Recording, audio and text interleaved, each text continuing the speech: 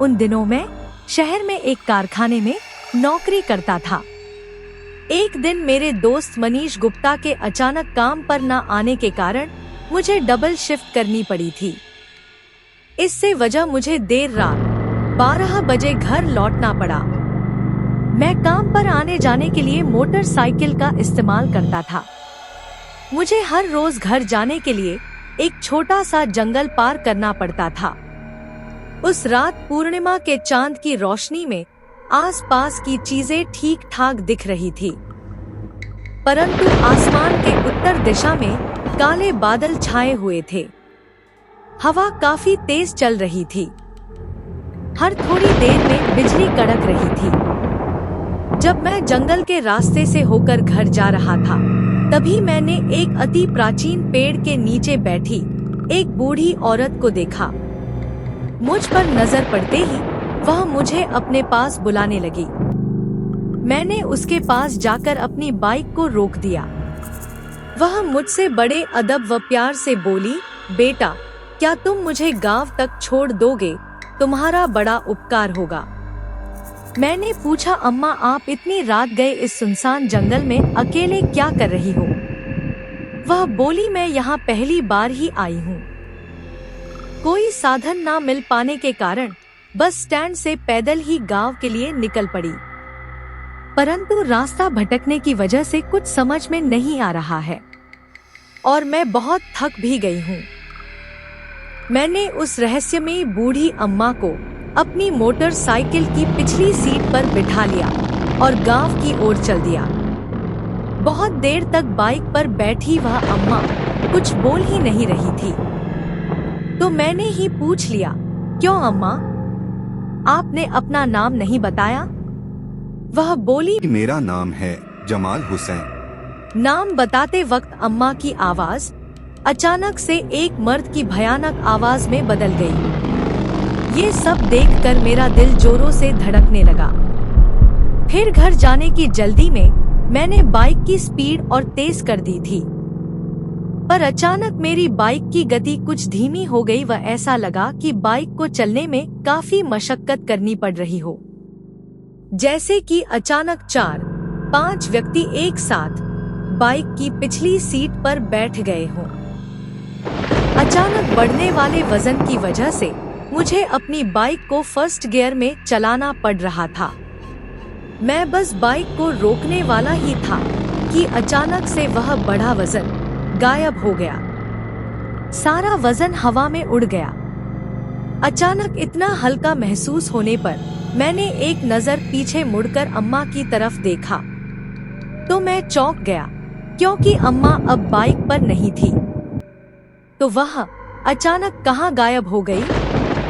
ये सोचकर मुझे डर लगने लगा, क्योंकि अगर वो कहीं रास्ते में या किसी गड्ढे में गिर गई होगी तो मेरे लिए बहुत मुसीबत हो जाएगी। इसलिए मैंने तुरंत अपनी बाइक पीछे की तरफ टर्न की और हर जगह ध्यान से अम्मा को ढूंढते काफी दूर तक आ गया, पर मुझे वह कहीं नहीं दिखी। लेकिन वापस आते मुझे दूर से ही दिखा कि एक बड़े से पुराने बरगद के पेड़ के नीचे कोई आदमी घुटनों में सिर छुपाकर बैठा हुआ है। मैंने उसे दूर से ही डरते हुए आवाज दी, जमाल चाचा, आप हो क्या वहाँ पर? पर मुझे उस आदमी में न कोई हलचल दिखी और न ही कोई जवाब मिला। तो मैंने बाइक वहीं खड़ी कर नजदीक जाकर देखा तो मुझे अचानक से खून जमाने वाली ठंडन ने चारों ओर से घेर लिया, मानो ये प्रकृति का कोई इशारा हो कि यहाँ से फौरन भाग जा। उस आदमी के कपड़ों से मैंने पहचान लिया था कि वह जमाल हुसैन ही है। फिर मैंने उनसे पूछा, आप बाइक पर से नीचे कब उतरे? चलिए मैं आपको घर छोड़ देता हूँ।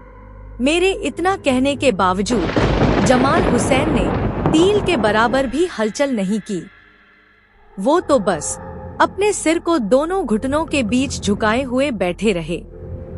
मुझे अब बेहद डर लगने लगा था और ऊपर से वहाँ पर तेज ठंड भी थी।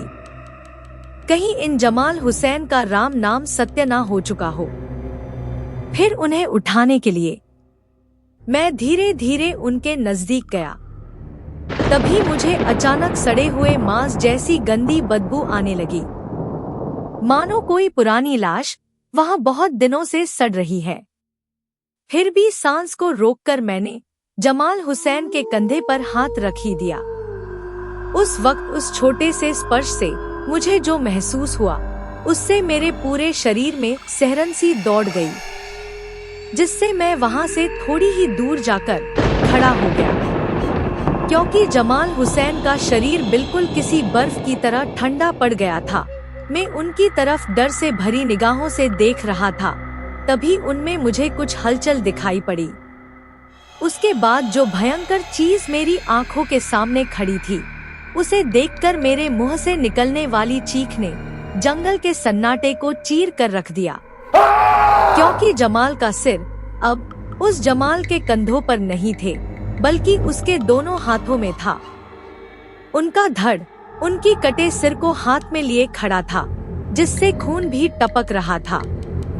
उसके बाद मैं वहां से किसी शेर से डरे हुए हिरन की तरह फुर्ती से भागा। फिर वह प्रेत भी मैं अपना कटा हुआ सिर अपने ही हाथों में लिए हुए मेरा पीछा करने लगा। मैं तुरंत अपनी बाइक पर बैठा और जैसे ही स्टार्टर को प्रेस किया तो बाइक ऑन ही नहीं हो रही थी। वह भूत भी नजदीक आता जा रहा था, लेकिन वह रात मानो शैतान की थी। इसीलिए ऐन मौके पर ही मेरी बाइक ही स्टार्ट नहीं हुई। मेरी हालत तो अब ऐसी हो गई कि मुझे काटो तो खून नहीं। मैंने अपनी बाइक वहीं छोड़ी और अपनी जान बचाकर सीधा गांव की ओर तेजी से भागा। गलती से भी पीछे मुड़कर नहीं देखा। मैंने गांव के मुख्य प्रवेश द्वार के अंदर कदम रखते ही एक नजर पीछे देखा, तो उस वर्षों पुराने पिशाच ने मेरा पीछा करना बंद कर दिया था।